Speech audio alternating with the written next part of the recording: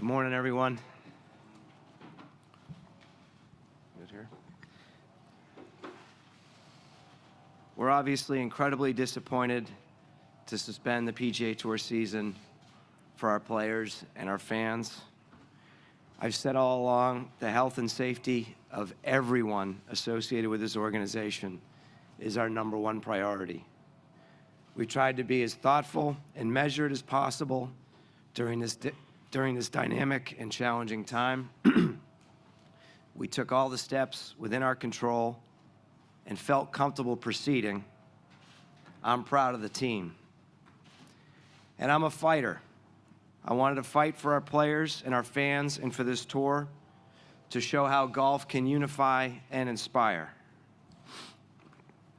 But as the situation continued to escalate and there seemed to be more unknowns, it ultimately became a matter of when, not if, we would need to call it a day.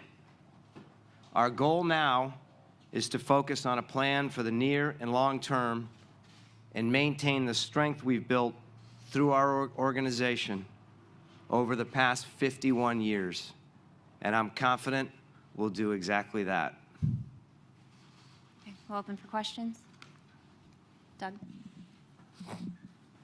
What changed? What was the biggest change from noon to basically 10:30 in the decision? Yeah, if you go back to where we were yesterday, Doug, we continued to talk to talk to local health officials, talk to government officials, all the constituents we had been talking to make sure we were as aware and informed as possible. But I think as you went and we took all the steps to make certain that if we were playing today, we were playing in a safe environment. We had minimized the number of people that were going to be out here. If you listen to what the governor had said yesterday in his press conference, we weren't going to have more than 250 people in any one location. And we, along with Andy Carroll, the head tournament chairman, had taken all the right steps. But when we got to late in the day and players came off the golf course, and to some of the questions that we received here yesterday, particularly from international players who were trying to figure out, had a lot of uncertainty, trying to figure out what they do with their family, how they get home, how they get their families here, and just uncertainty for a number of players generally. That coupled with the fact that, as I said yesterday, we're talking about the Players' Championship, but we're also talking about a number of events going forward.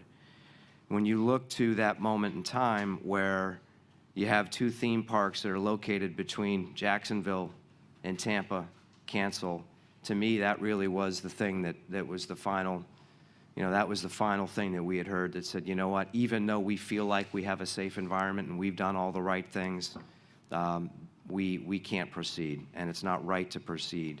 And when you use doing the right thing as the litmus test, to me, that was the final. Those two things together were really the things that drove the decision. Yeah, Jeff, over here. How vocal were the players coming off the golf course, and will the PGA Tour make sure that each player is tested? How will that process work? Well, listen, our players are always vocal, and we were proactive in trying to share with them our thinking over the course of the day and as they came off the golf course and late into the evening. And we're fortunate in that the strength of our relationship is our players are very comfortable sharing with us how they feel. And I'll tell you, there's a good number of players, that wanted to do exactly what I said, which is to use this opportunity to unify and inspire and get out in the golf course. We felt very comfortable with the environment we were going to create out here. But ultimately, as I said, there were some players that were concerned. That's something that we took into consideration and took very seriously. But there are a number of factors, and you go to, this is our Super Bowl. This is the biggest event of the year for us, and we're here and we're playing it. Unlike a lot of other decisions that are being made, they're being made in the weeks to come. And we just felt like, you know what? Given all those factors, it was time to move on. And as it relates to testing, that's something you go back to early in the week or into the weeks preceding this. I've talked about the fact that we essentially stood up a business unit, people that were focused on this issue. And right now, there aren't enough tests out there.